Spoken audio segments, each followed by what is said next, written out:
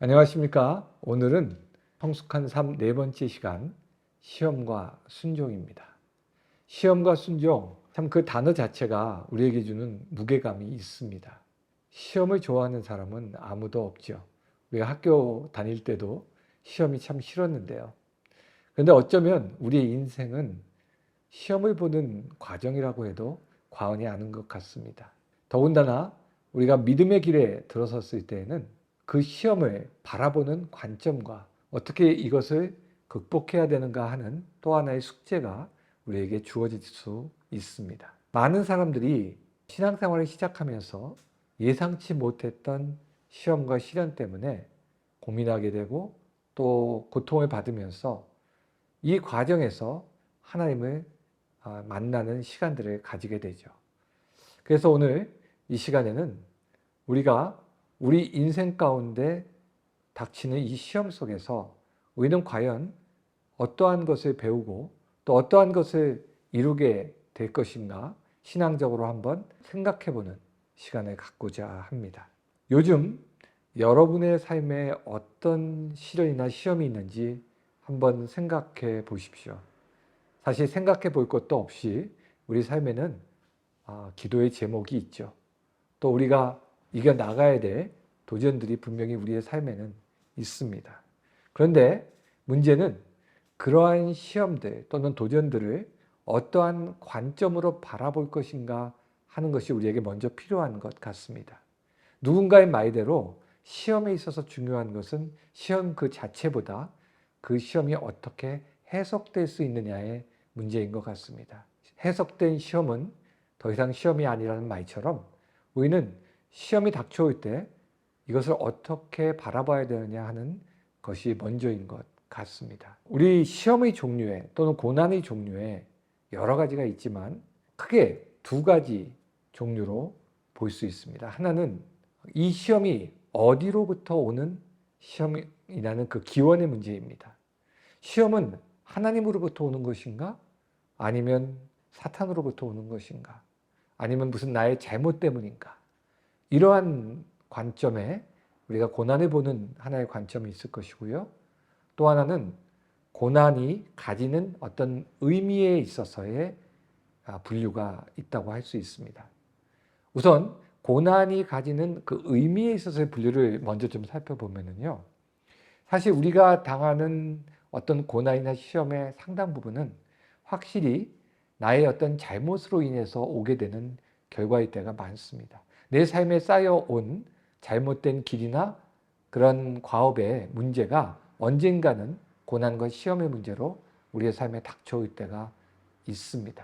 이것을 이제 흔히 인과응보적인 고난이라고 우리가 많이 이야기하죠.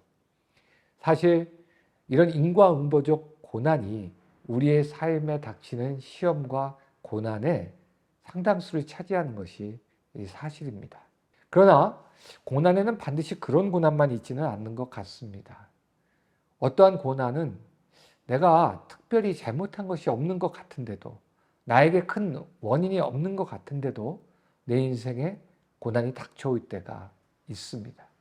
그런데 이런 고난들이 그 당시에는 성경 말씀대로 슬퍼 보이지고 힘들지만 언젠가는 그 열매를 맺게 되는 일들이 많다는 것을 우리는 살면서 많이 경험하게 되지요. 그래서 어떤 이들은 이러한 고난을 훈련적 고난이라고 분류하기도 합니다.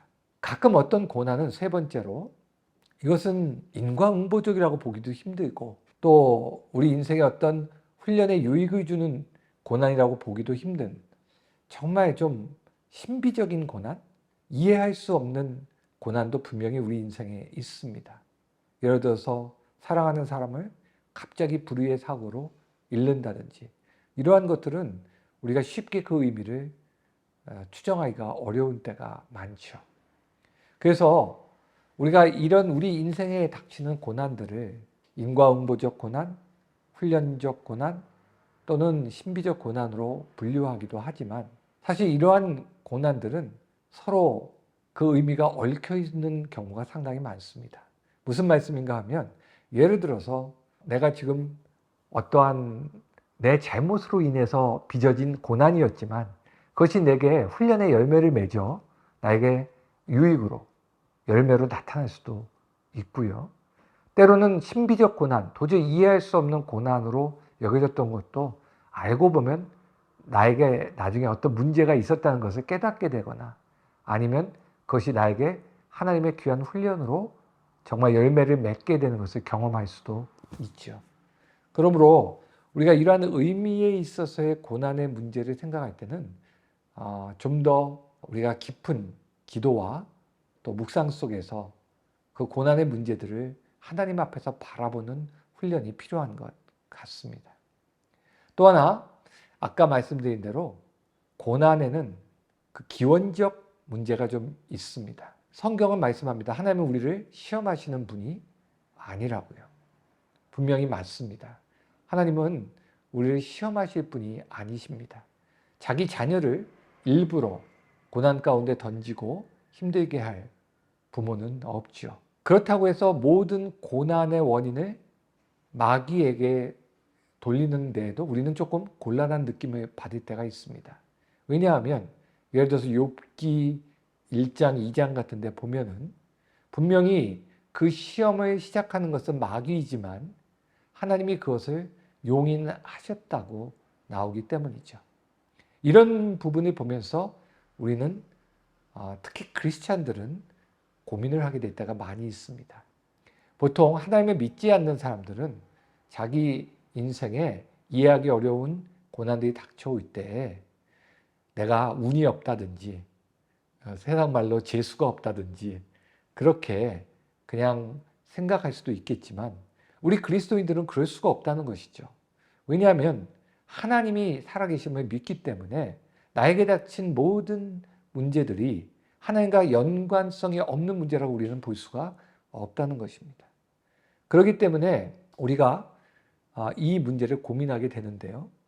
어떤 사람은 마귀로부터 기원하는 시험은 유혹 또는 미혹이라고, 영어로는 temptation이라고 이야기하고, 하나님께서 용인하시거나 하나님의 뜻 가운데 있는 고난은 하나님의 테스트라고 우리가 이렇게 분류하기도 합니다.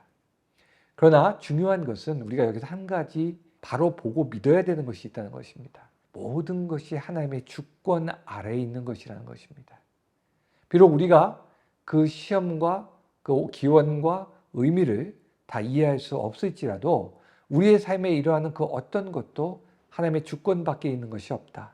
다른 말로 하면 우연은 없다는 것을 우리는 믿어야 하는 것입니다. 물론 이러한 말이 어떤 사람에게는, 그리고 특히 아주 큰 상처나 아픔을 겪어야 했던 사람들에게는 너무 잔혹한 말처럼 들릴 수도 있습니다. 하나님이 어떻게 그 모든 것 가운데 주권적으로 용인하실 수 있거나 작용할 수 있냐고 항의하는 마음이 들 수 있습니다. 그러나 그 모든 것은 결국 우리가 하나님 안에서 그 성령의 인도하심 가운데 있을 때 반드시 우리는 그 하나님의 뜻을 깨닫고 해석되는 시간을 가지게 됩니다. 그리고 그 시간들 속에서 우리는 고난을 바라보는 전혀 새로운 관점을 가지게 됩니다. 저는 이것이 우리 그리스도인들에게 너무나 중요한 것이라고 생각합니다.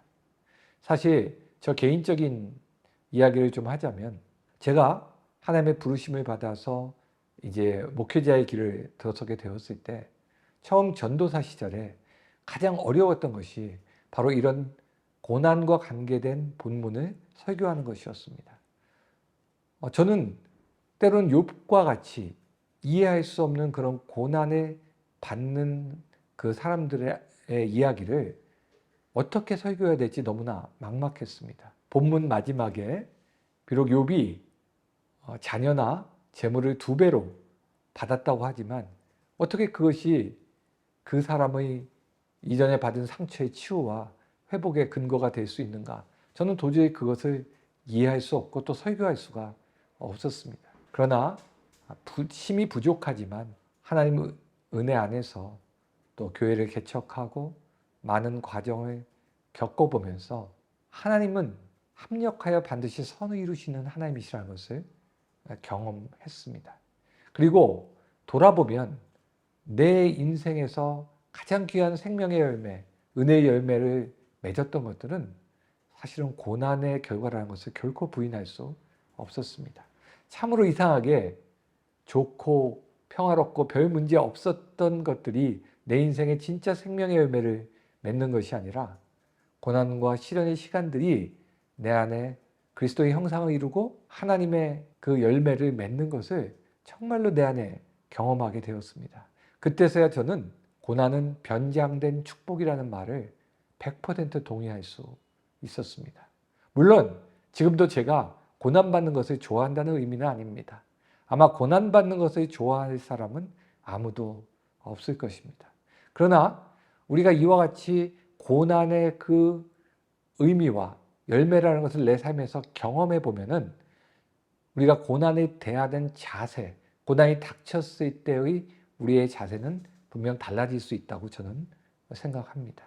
전에는 내 인생에 참으로 오지 말아야 될 것이 온 어떤 피의식 같은 것들이 많았다면은 이제는 우리가 하나님 안에서 그 고난이 가져올 하나님의 어떤 의미와 뜻을 바라보고 오늘 하루를 하나님 안에서 살아갈 수 있는 그 믿음을 배우게 되는 것이죠. 그러니까 우리가 다 알지는 못하고 다 해석할 수는 없을지라도 그동안에 우리가 배운 믿음을 통해 오늘 하루를 이 고난 가운데서 나는 어떻게 살아야 될 것인가를 다시금 하나님을 바라볼 수 있는 그런 훈련으로서의 고난의 의미는 분명히 우리는 체득할 수 있다는 것입니다.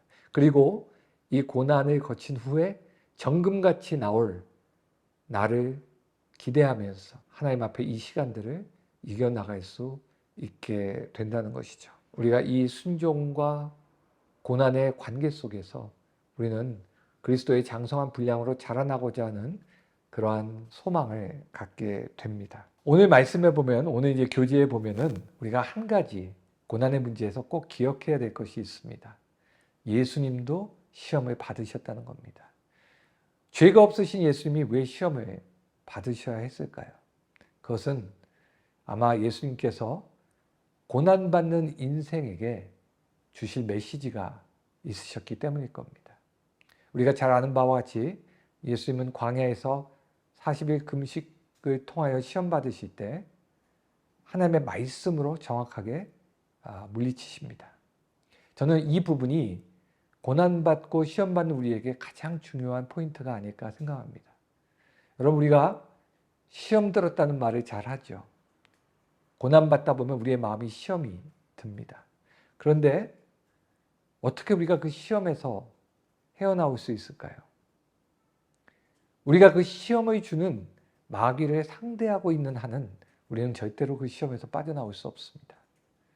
이 시험에서 승리하는 중요한 법칙이 마귀와 상대하지 말라는 것입니다. 지금 나를 시험하고 있는 그 마귀가 주는 모든 생각과 모든 그런 관계에서 관계를 과감하게 끊고 우리의 시선을 하나님께로 돌려야 됩니다. 그 말은 다른 말로 하면 예수님처럼 하나님의 말씀으로 대적하라는 것입니다. 저는 그러한 시간들을 많이 경험했습니다. 사단은 꼭 어떤 사람의 약점을 정확하게 항상 공격하죠.